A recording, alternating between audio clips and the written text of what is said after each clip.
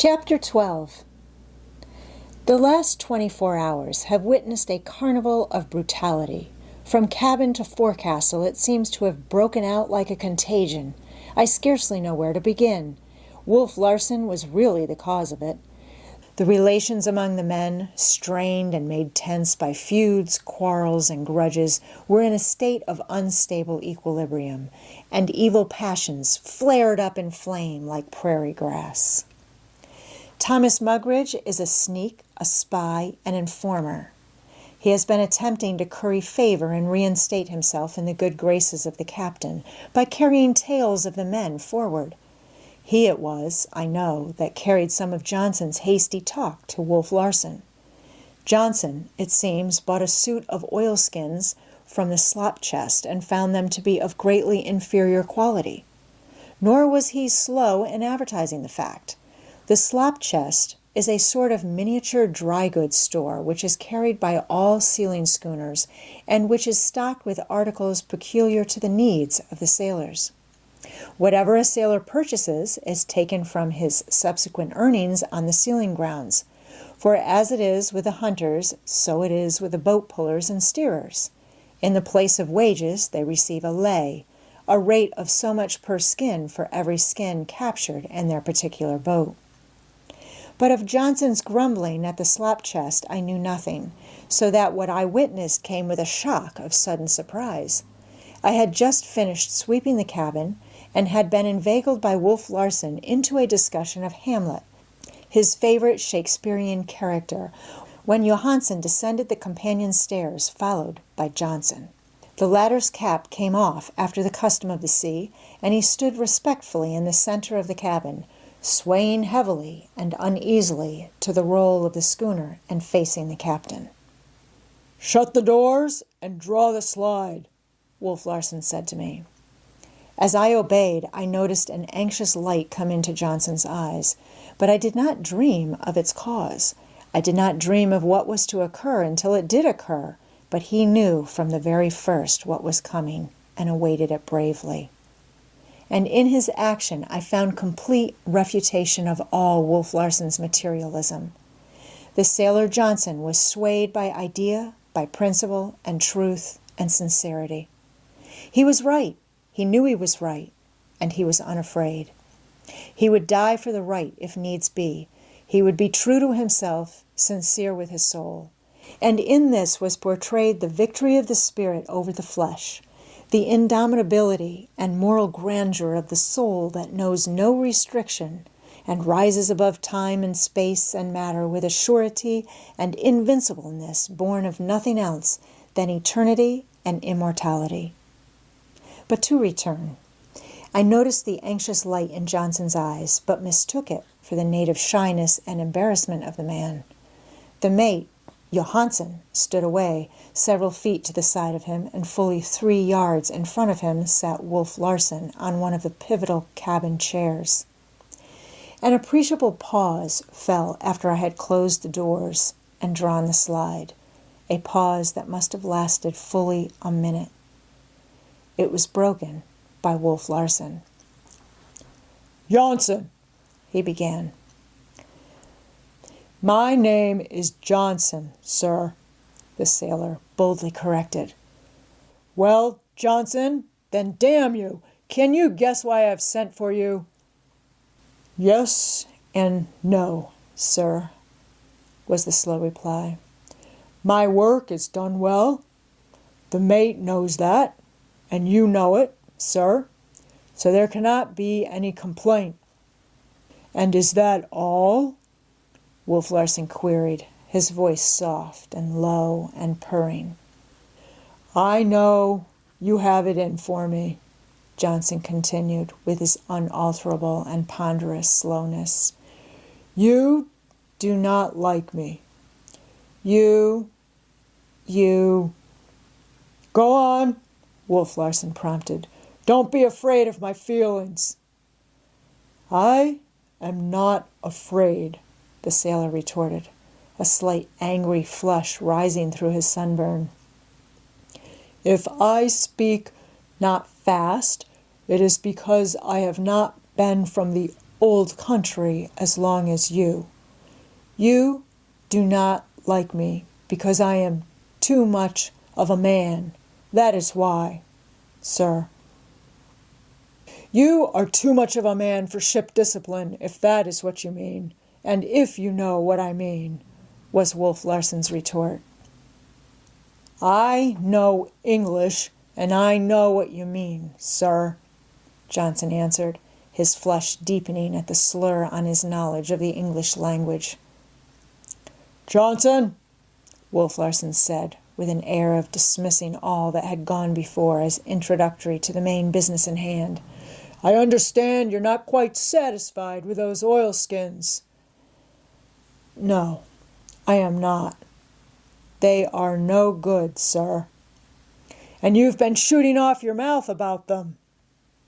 I say what I think, sir, the sailor answered courageously, not failing at the same time in ship courtesy, which demanded that sir be appended to each speech he made.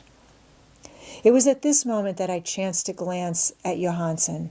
His big fists were clenching and unclenching, and his face was positively fiendish, so malignantly did he look at Johnson. I noticed a black discoloration, still faintly visible under Johansen's eye, a mark of the thrashing he had received a few nights before from the sailor. For the first time, I began to divine that something terrible was about to be enacted. What? I could not imagine. Do you know what happens to men who say what you've said about my slop chest and me? Wolf Larson was demanding. I know, sir, was the answer. What? Wolf Larson demanded sharply and imperatively. What you and the mate there are going to do to me, sir.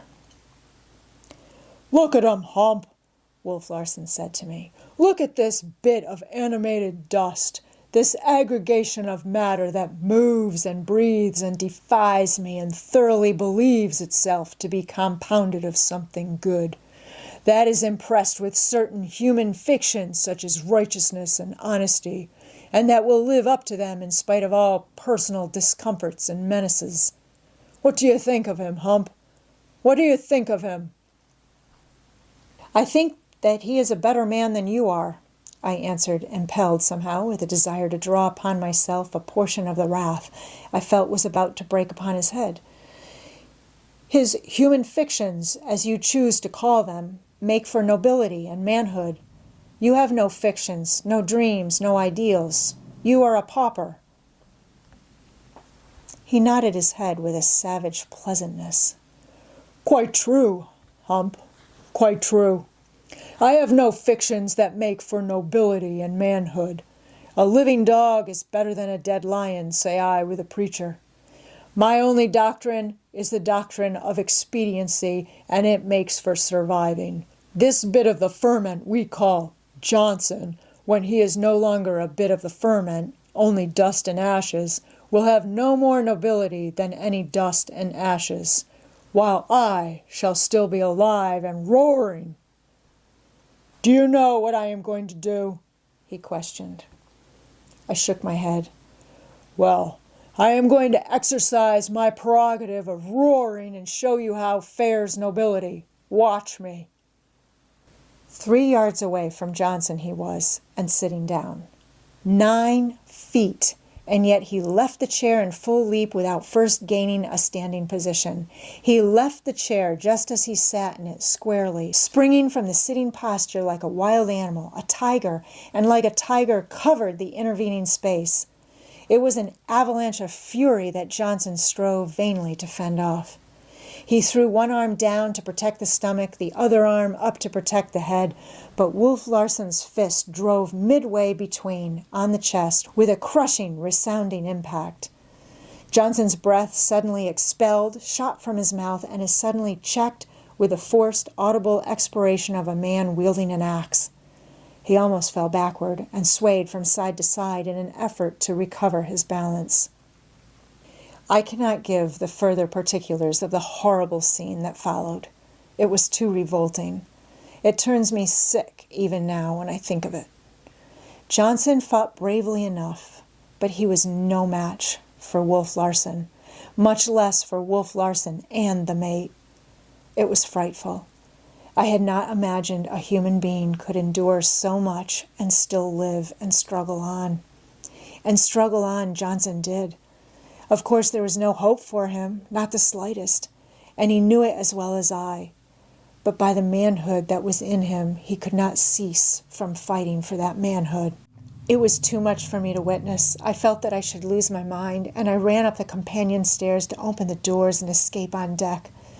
But Wolf Larson, leaving his victim for the moment, and with one of his tremendous springs, gained my side and flung me into the far corner of the cabin. "The phenomena of life, Hump," he girded at me. "Stay and watch it. You may gather data on the immortality of the soul. Besides, we can't hurt Johnson's soul. It's only the fleeting form we may demolish." It seemed centuries. Possibly it was no more than 10 minutes that the beating continued. Wolf Larson and Johansen were all about the poor fellow. They struck him with their fists, kicked him with their heavy shoes, knocked him down, and dragged him to his feet to knock him down again. His eyes were blinded so that he could not see, and the blood running from ears and nose and mouth turned the cabin into a shambles. And when he could no longer rise, they still continued to beat and kick him where he lay. "Easy, Johansen. Easy as she goes," Wolf Larson finally said. But the beast in the mate was up and rampant, and Wolf Larson was compelled to brush him away with a backhanded sweep of the arm, gentle enough, apparently, but which hurled Johansen back like a cork, driving his head against the wall with a crash. He fell to the floor, half stunned for the moment, breathing heavily and blinking his eyes in a stupid sort of way.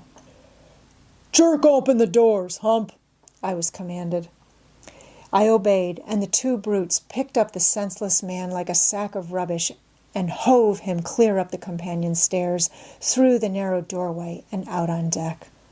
The blood from his nose gushed in a scarlet stream over the feet of the helmsman, who was none other than Lewis, his boatmate. But Lewis took and gave a spoke and gazed imperturbably into the binnacle. Not so was the conduct of George Leach, the erstwhile cabin boy. Fore and aft there was nothing that could have surprised us more than his consequent behavior. He it was that came up on the poop without orders and dragged Johnson forward, where he set about dressing his wounds as well as he could and making him comfortable. Johnson was unrecognizable, and not only that, for his features, as human features at all, were unrecognizable. So discolored and swollen had they become in the few minutes which had elapsed between the beginning of the beating and the dragging forward of the body. But of Leach's behavior, by the time I had finished cleansing the cabin, he had taken care of Johnson. I had come up on deck for a breath of fresh air and to try to get some repose for my overwrought nerves. Wolf Larson was smoking a cigar and examining the patent log which the Ghost usually towed astern, but which had been hauled in for some purpose. Suddenly Leach's voice came to my ears. It was tense and hoarse, with an overmastering rage. I turned and saw him standing just beneath the break of the poop on the port side of the galley. His face was convulsed and white, his eyes were flashing, his clenched fists raised overhead.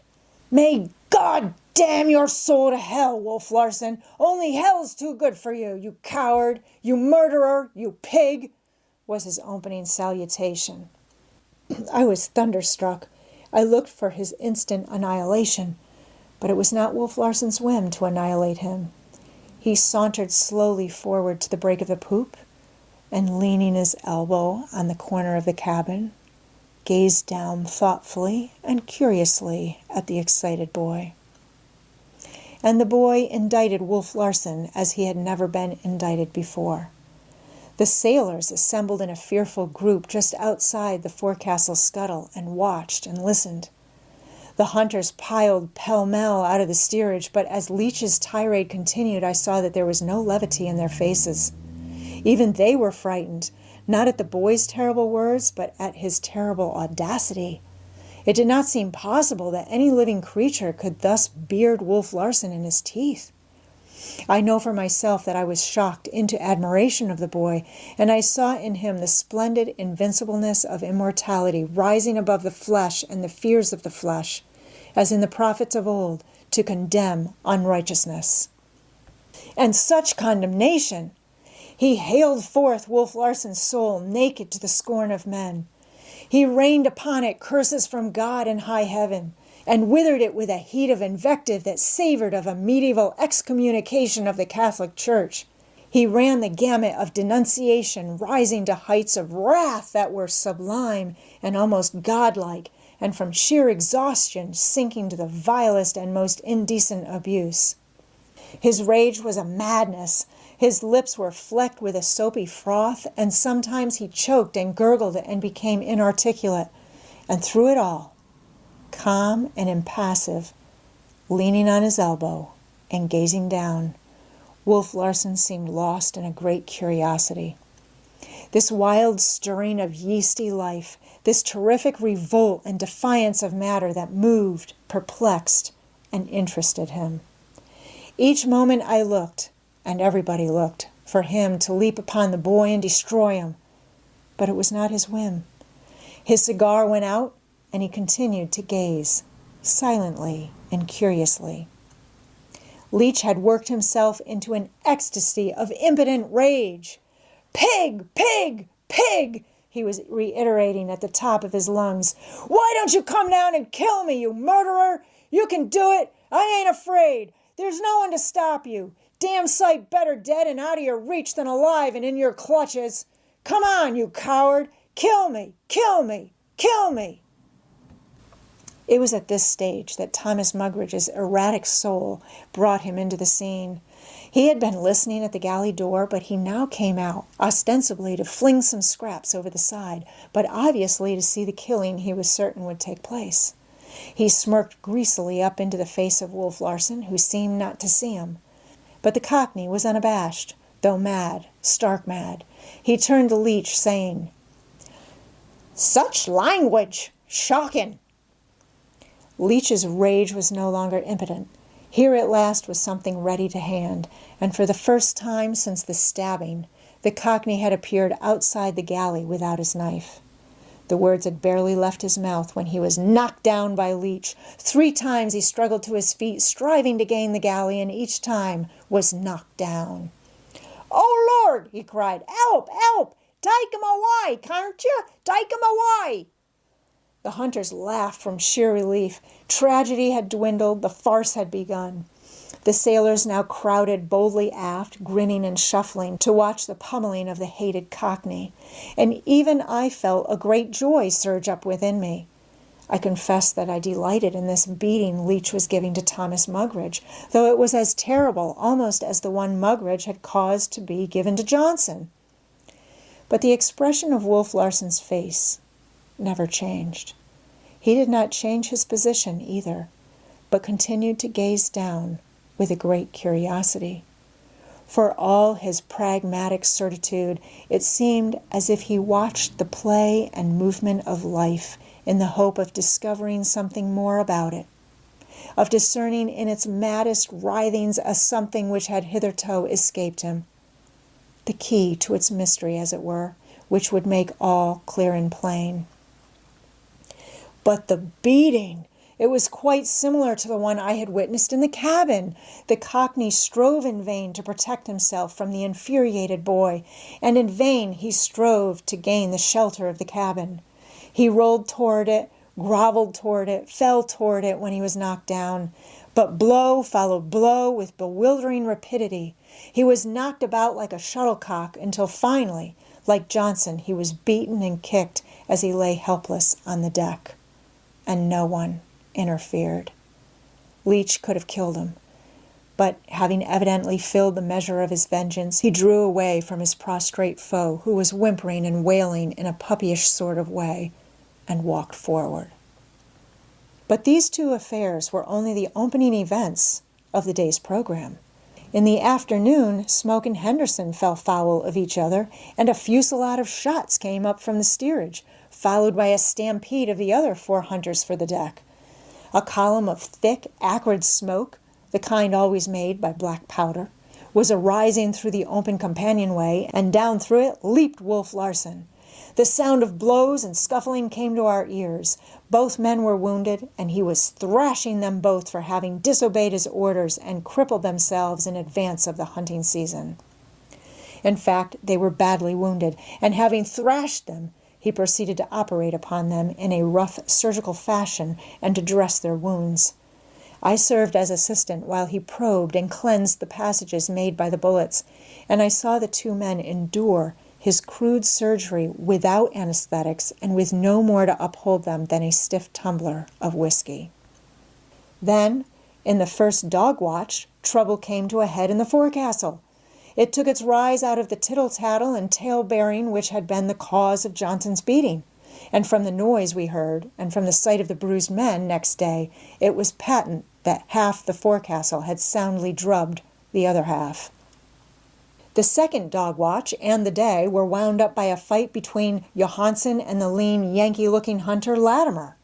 It was caused by remarks of Latimer's concerning the noises made by the mate in his sleep, and though Johansen was whipped, he kept the steerage awake for the rest of the night while he blissfully slumbered and fought the fight over and over again.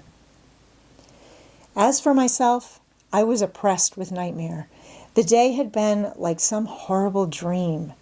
Brutality had followed brutality, and flaming passions and cold-blooded cruelty had driven men to seek one another's lives, and to strive to hurt and maim and destroy.